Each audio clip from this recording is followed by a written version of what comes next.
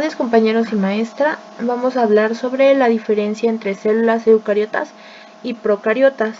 El equipo está conformado por Valencia Domínguez, Ángela Etzel, Becerril Hernández, Nora Daniela y Herrera Moreno, Metzli Arlet, de la materia de microbiología.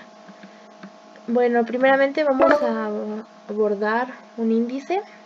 Este consta de una introducción, que vamos a hablar de qué es una célula, la importancia de diferenciar entre procariotas y eucariotas, células procariotas, su definición y sus características principales, ejemplos, células eucariotas, asimismo definición y características principales y ejemplos,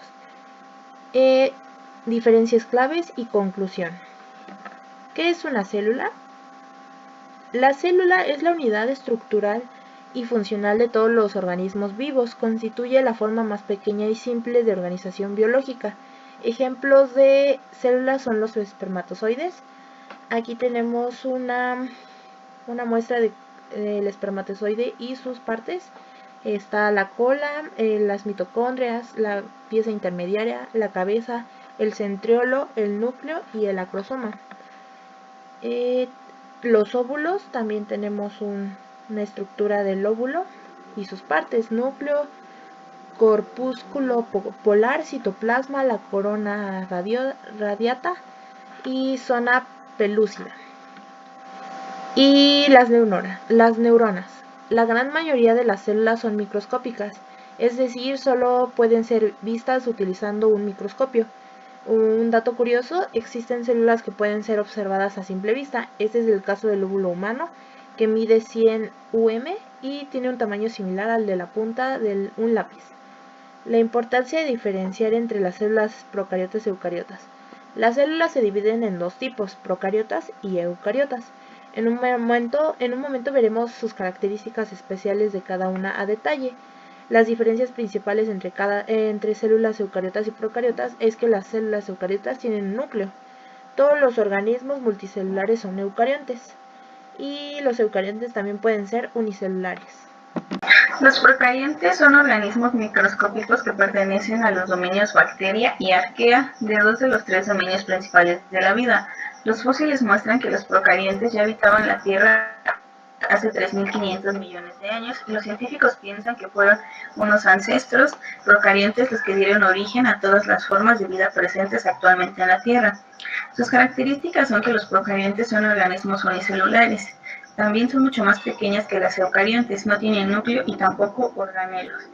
Todas las células procariontes están rodeadas por una pared celular.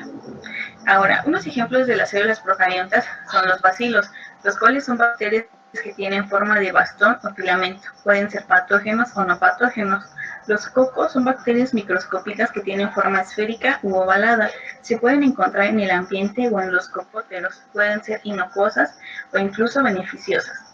Los halófilos son los organismos halófilos son una categoría de microorganismos capaces de reproducirse y vivir en ambientes con elevadas concentraciones de sal, como el agua de mar y las zonas áridas hipersalinas.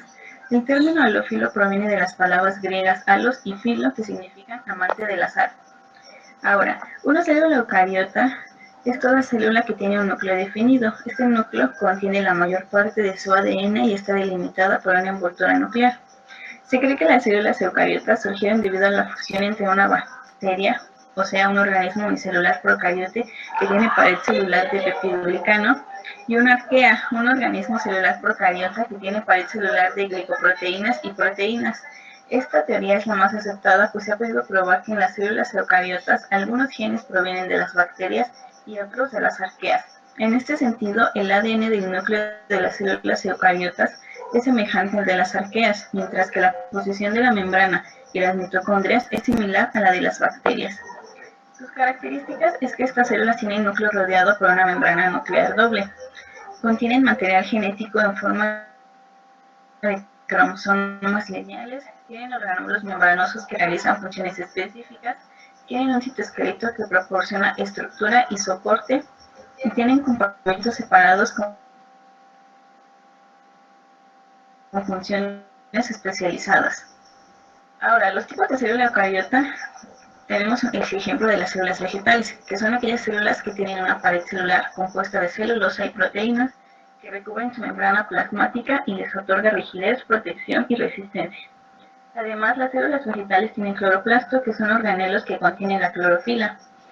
Las células animales, por su parte, son aquellas células que no tienen cloroplastos, ya que no realizan fotosíntesis ni pared celular, pero a diferencia de las células vegetales, tienen centriolos, que son organelos que participan en la división celular y presentan vacuolas de menor tamaño, aunque más abundantes, llamadas vesículas.